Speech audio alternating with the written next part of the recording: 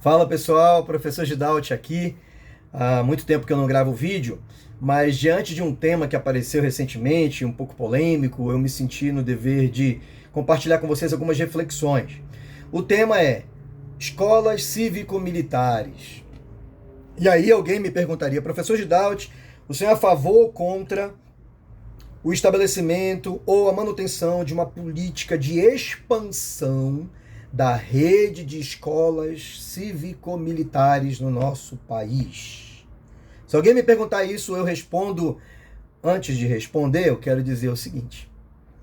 Eu venho de uma família de militar, né? Meu pai é militar da reserva, uma pessoa que eu admiro profundamente, um cidadão que se eu for metade do homem que ele é, eu estou muito bem, estou muito feliz. Também tenho vários amigos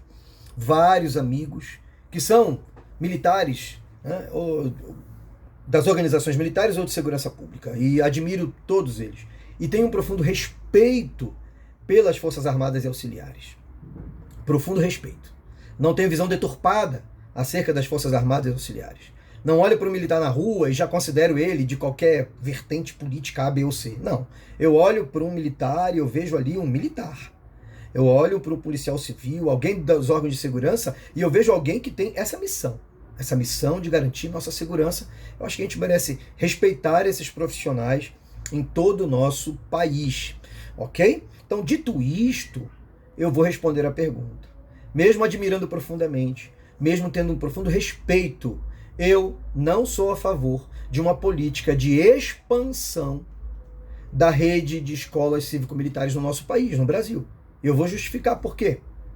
Primeiro motivo que eu sou contra uma política de expansão das escolas cívico-militares é que ela é um desvio de finalidade.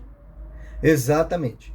Se você procurar lá na Constituição, procurar nas leis, inclusive decreto-lei, tem um decreto-lei de 1949, 41, né? Decreto-lei de 1941, que trata dessa temática, da finalidade das organizações militares e de segurança pública. Se você for na legislação estadual também, né? Nas legislações estaduais no Brasil, você vai perceber que não é missão constitucional das Forças Armadas e de Segurança Pública fazer gestão da educação básica. Quem faz gestão da educação básica é o Ministério da Educação, as secretarias estaduais e municipais de educação. Não cabe. Não cabe, é desvio de finalidade. Não há um treinamento, inclusive, não há uma capacitação. A academia militar não é academia de formação de professores, não é um instituto de licenciaturas, de gestores escolares. Não, a academia militar, ela cumpre a missão dela dentro da finalidade constitucional das Forças Armadas e de segurança pública, que é a garantia do quê? Garantia da ordem pública, garantia do cumprimento básico das leis pela nossa sociedade, garantia da segurança interna do nosso país, proteger o nosso país de ameaças externas. Então, assim, tem uma série de missões das Forças Armadas e de Segurança Pública que já são muito pesadas. São muito pesadas. A gente precisa respeitar, inclusive, muita missão forte. Conheço vários profissionais de segurança pública, às vezes adoecidos emocionalmente, porque não é fácil trabalhar na segurança pública. É um desafio. É um desafio. Então, assim, prestado todo respeito à missão das nossas Forças Armadas e de Segurança, nós devemos separar uma coisa da outra. Tá? Devemos separar uma coisa da outra. Não é missão das Forças Armadas e de Segurança cuidar das escolas. Quem tem que cuidar da escola, fazer uma boa gestão, quem tem que fazer um bom emprego, né, do orçamento público, é o Ministério da Educação e as secretarias estaduais e municipais de educação, cada um cuidando do respectivo nível que a LDB estabelece. Tá certo? Agora, dito isto, tem uma outra questão que sempre me incomodou.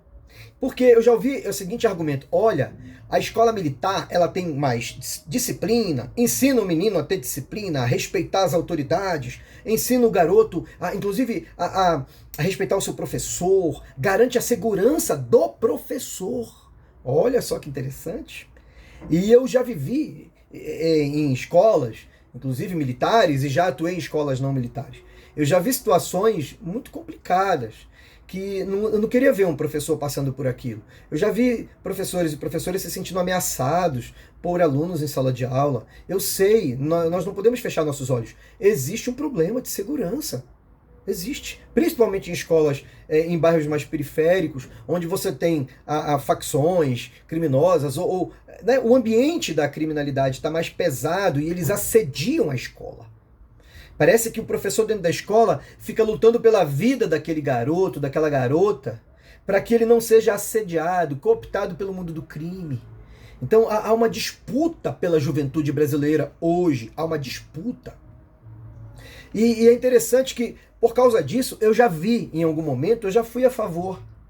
Eu já olhei com bons olhos a expansão dessa política cívico-militar. Mas eu percebi que, um, era desvio de finalidade, e dois, também percebi que existem parcerias fantásticas. A escola tem que ser gerida por quem é civil, vinculado às secretarias e Ministério da Saúde, da Educação, e fazer uma parceria com as polícias militares, fazer uma parceria com a Polícia Civil quando couber, mas para garantir o quê? Policiamento comunitário, policiamento escolar, uma abordagem da polícia que seja um pouco mais preventiva, mas a presença dos militares ao redor da escola coíbe mais essa ingerência da criminalidade na escola. Tá certo? Então, garantindo isto, você já tem muita violência sendo coibida dentro da escola.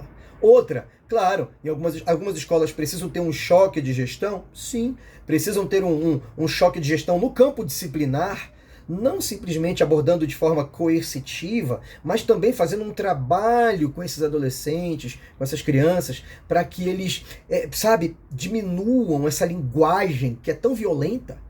Nós precisamos trabalhar cultura de paz nas escolas. É o que precisamos trabalhar. Muito importante.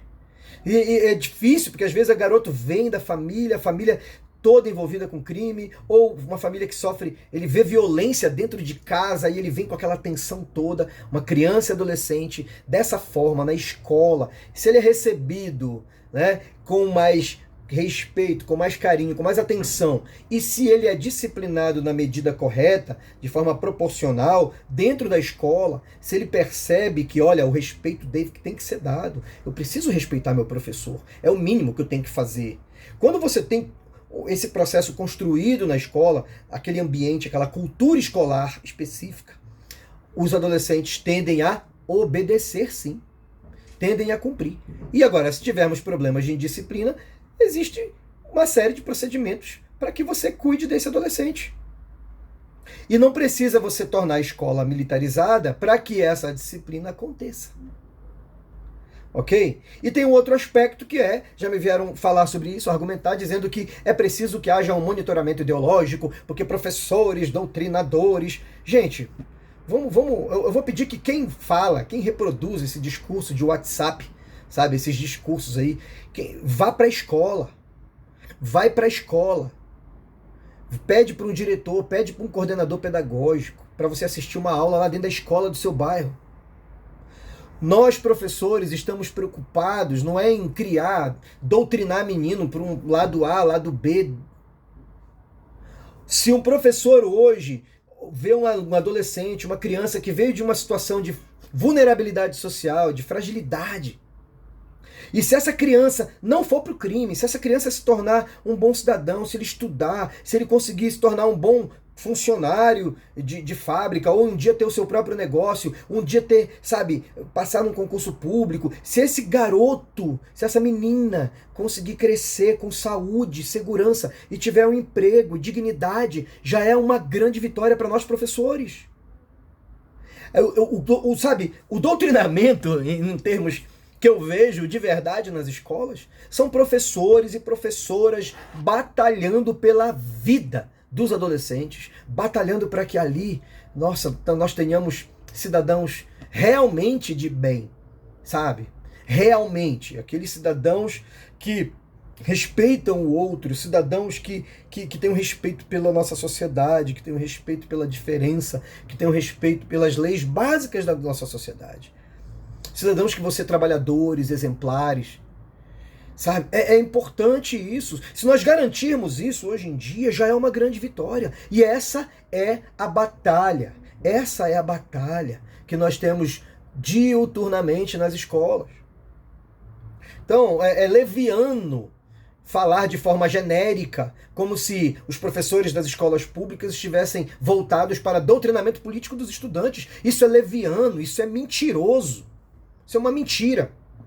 Agora, se nós tivermos, e tem, pode aparecer caso aqui e acolá de algum outro professor que acaba externalizando o seu posicionamento político para a sala de aula e não permite o contraditório. Ele pode até externalizar algo, mas ele tem que permitir o contraditório. E ele deve, olha, existe essa teoria, mas existe essa outra forma de compreender a sociedade. E ele deve contrapor essas formas, deixar que o estudante cresça, o estudante se desenvolva. E no futuro esse estudante fará as suas escolhas. É garantir que a democracia esteja na sala de aula, não para que somente um lado fale, mas para que todas as vozes sejam escutadas. Se por acaso aparece algum outro professor que tem uma conduta mais tendenciosa, radicalmente tendenciosa, ora, existem processos disciplinares para isso no âmbito das secretarias de educação e do próprio Ministério da Educação. Existem formas de você trabalhar isso no âmbito da escola. Não é finalidade dos militares, das organizações militares e de segurança pública, fiscalizar a moral do país, a moral que é ensinada nas escolas. Isso não cabe às organizações militares e de segurança pública. Não é papel constitucional. Não é papel. Quem tem que fazer esse processo de acompanhamento é o próprio Conselho Estadual de Educação, Conselho Municipal de Educação, os conselhos, o Conselho Federal de Educação. Nós precisamos garantir que as nossas escolas sejam espaços democráticos de ensino e que tenha investimento. Aí sim eu quero terminar. Os resultados alcançados, porque algumas pessoas dizem, não, mas você vê, olha o resultado da escola militar.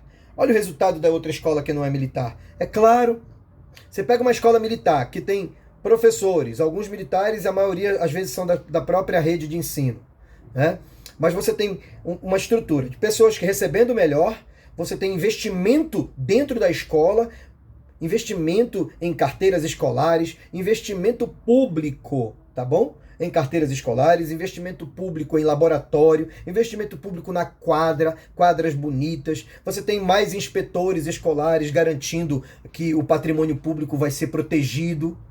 Aí, poxa, pega todo esse investimento e investe na escola pública, que não é militarizada. Já vi várias escolas não militarizadas com excelentes resultados nas avaliações externas, com excelentes resultados, inclusive, em vestibular, aprovados em universidades públicas federais, estaduais, aprovados em excelentes notas, com excelentes notas no Enem, garantindo bolsa de ProUni nas instituições privadas. Eu já vi várias situações positivas de escolas que tinham um choque de gestão e com investimento público na infraestrutura da escola e honrando o salário de seus professores. É isso que a educação brasileira precisa. É dessa qualidade que a educação brasileira precisa. Não é o fato de militarizar a escola que muda. Não. É o investimento, choque de gestão. E nós temos competência para fazer isso sem precisar desviar a finalidade das organizações militares e de segurança pública. Ok, pessoal? Então, com todo respeito, carinho profundo que eu tenho aos meus amigos da segurança pública, e é verdade que eu falo aqui, tá? Respeito profundo que eu tenho por vocês, mas eu devo salientar, desvio de finalidade não. Nós precisamos garantir que quem é da educação cumpra o dever da educação, com choque de gestão e investimento público forte na educação. Tá bom? Um grande abraço e Deus abençoe a todos, né? sigamos nessa vida aí de trabalho, de militância enquanto cidadãos, para que a nossa sociedade seja cada vez melhor. Um abraço.